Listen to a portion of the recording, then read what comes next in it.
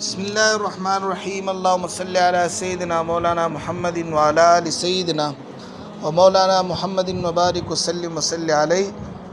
دا بلاغت د اجرا چې د اولنې درس شروع کی او موږ د اجرا بلاغت چې د علم البيان شروع کو. ګوري په بلاغت کې درې علوم دي، یو معانی ده، یو بیان دی، بل بدیل. معنی خو دې ته وایي چې د مقیم مناسب خبره وکي، یعنی د غم په ځای کې د غم خبره کوي، د خوشحالۍ په ځای کې د خوشحالۍ خبره کوي، د غم په ځای کې ټپې نه وي ویشي زید مقام مناسب پوری التا شان خبره کوي. دوی نمبر دی هغه علم البیان.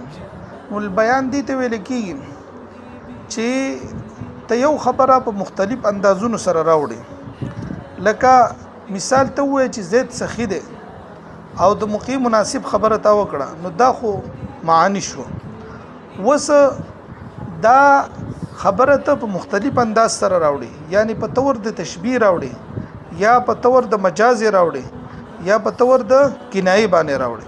لکه ته چې د پشان د سمندر دی په سخاوت کې، زید پشان د سمندر دی په سخاوت کې، نو دا په تور د تشبیه ته راوړه، یا په تور د مجاز باندې تراوړي.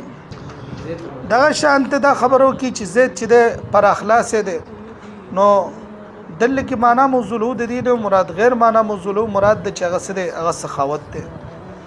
یا ته په تور د کنایه باندې شې دغه د استعمال کې، لکه ته چې لکه د زید په کور کې یا کثیر رماد دی، یعنی د دوی سب ورونه ډیر بلیږي او دې ډیر دي، نو میلمانه به ډیر راځي، نو ملمانه چې د چا راځي هغه سخی وي.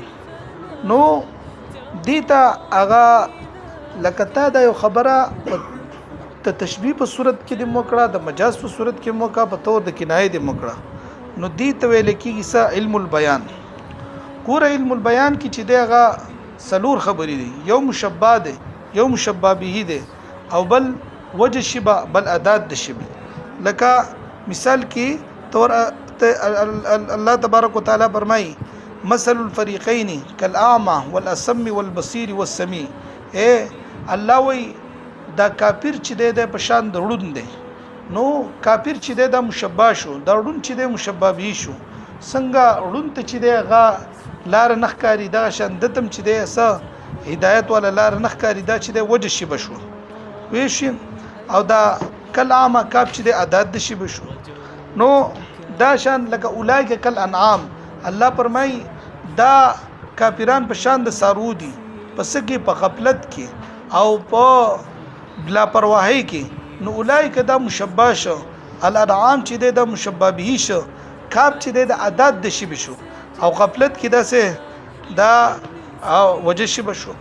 دا شان کانهم بنیان مرصوص، الله وی دا مجاهدین چې د دسه مضبوط دي لکه په شان د سه د مضبوطی آبادی باندې، یعنی وس د مجاهدین چې د مشبہ شو، د مضبوطه آبادی ولسه مشبہ به شو، او وجه شی بچ بدی کې هغه مضبوط ک قوت شجاعت شو.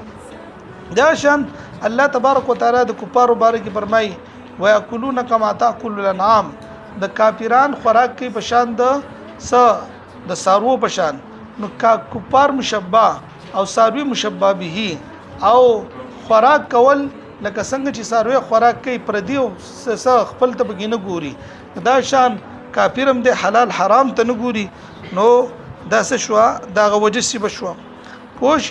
دا شان الله تبارک وتعالى فرمای ومثل کلمه خبيثه كشجره خبيثه اجتثت. یو د خبيثي خبري د کلمې د کفر یا د ګنده خبري مثال بشان د ګنده پټي باندې دی، هغه چې د ځمکې له پاسه پروت یو، هغه چې تل غوړه کې هغه سکیږي، هغه وزي. نو دلته کې الله د باطل خبري، دا باطل خبر مشبہ شو، او دغه بوټي چې دی دا مشبہ به شو، څنګه چې دا تراخ کې هغه ډاری کوزي، نو دا شان باطل چې له غوړه کې دا سکیږي، ختميږي، تباکیږي، بربادیږي. نو دا شان لکه یوم تکون السماء کالمهل، اسمان بشي په شان د ویل کړي تانبه باندې، السماء مشبہ، المول مشبہ به، کاف ادات شی به. دا شان وتكون الجبال كالعهن.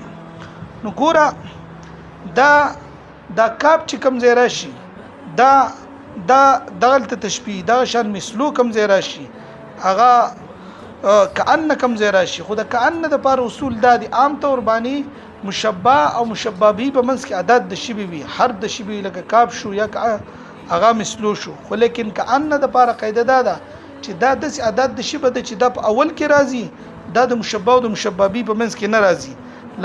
لکه الله تبارک وتعالى فرمایي کأنهم لؤلؤ مكنون دا هغه د جنتیانو د الکانو تشبیه ور کړی لؤلؤ مكنون جنتیا لکان مشبہ لؤلؤ مكنون ملغری پټ شي مشبہ به کأن چې د اعداد د شی یا وحور عين كامثال اللؤلؤ المكنون حور عين دا مشبہ امثال اللؤلؤ المكنون دا مشبہ به کاب اعداد د شی.